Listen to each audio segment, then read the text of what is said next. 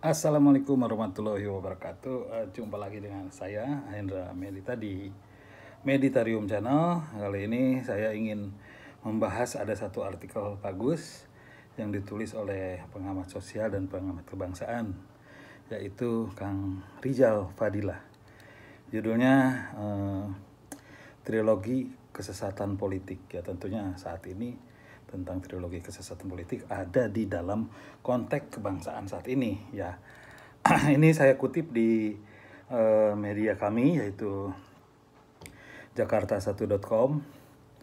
Jadi Kang Rizal Fadilah itu paling sering menulis di media jakarta1.com. Jadi tulisannya seperti ini, saya bacakan aja.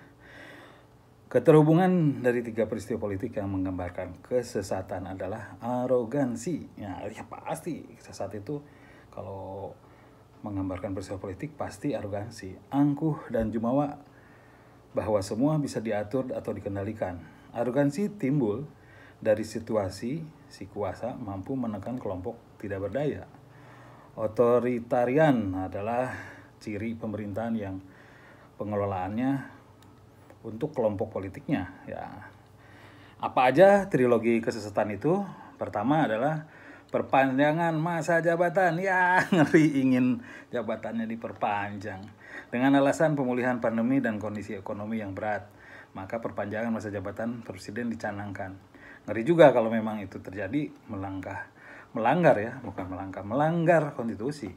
Banyak elemen politik akan ikut menikmati apakah DPR, MPR maupun institusi lain kecuali parpol yang memiliki capres yang maka agenda sesat melanggar konstitusi ini cenderung didukung. Nah, kedua, sistem pemilu proporsional tertutup, ya, gagasan kubu Partai Demokrasi Indonesia Perjuangan dan didukung oleh Ketua KPU. Ini adalah isu anti demokrasi, tentunya ngeri banget. Anti reformasi, bahkan ya dikatakan anti demokrasi, anti reformasi, dan penguatan oligarki. Anti demokrasi karena hak rakyat memilih tokoh politik diberi oleh partai politik. Anti reformasi maknanya kembali kepada sistem pemilu pasca Orde Baru. Ya nggak ada jauh bedanya kalau gitu ya. Penguatan oligarki disebabkan oleh elit-elit oligarki politik yang akan semakin kuat dan menentukan. Nah, ketiga, ada Perpu Omnibus Law. Ini Perpu nomor 2 tahun 2022 yang dinilai melawan putusan MK. Ini bukan saja sesat, tetapi nekat. Nekat, bukan hanya sesat tapi nekat. Bahkan ditulis Kang Rizal, bodoh dan gila. Menggambarkan rejim Jokowi ini memang sudah putus asa menjelang ajal tiba atau sekarat politik. Ahli menyatakan Perpu ini dapat menjadi dasar pemakzulan sang tirani alias impeachment. Nah, kalau impeachment artinya dijatuhkan, mungkin begitu Kang Rizal ya. Ya, trilogi kesesatan politik mewarnai perjalanan terjalnya menuju pemilu 2024. Terjal karena mereka berpadu 3 kepentingan yang beradu, yaitu kepentingan ingin mempertahankan kekuasaan, kepentingan untuk menutup kegagalan pengelolaan negara, dan kepentingan untuk melakukan satu perubahan. Kepentingan konstruktif hanya semangat untuk melakukan perubahan. Sistem atau pola rejim seperti ini tidak dapat dibenarkan dan dibiarkan. Rakyat telah dirusak perasaan dan hak-haknya. Jokowi dan para pengatur, pendukung, bahkan pengikutnya tidak memiliki rasa malu.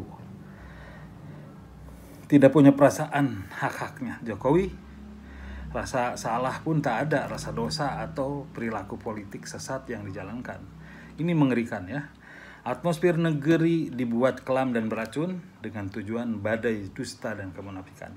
Tahun 2024 adalah tahun perubahan, ya, untuk rakyat tentu memiliki harapan kembali, harapan kepada politik ekonomi, keagamaan, dan lainnya. Akan tetapi, jika perubahan itu terjadi sebelum tahun 2024, maka rakyat akan jauh lebih bahagia. Artinya apa nih Kang?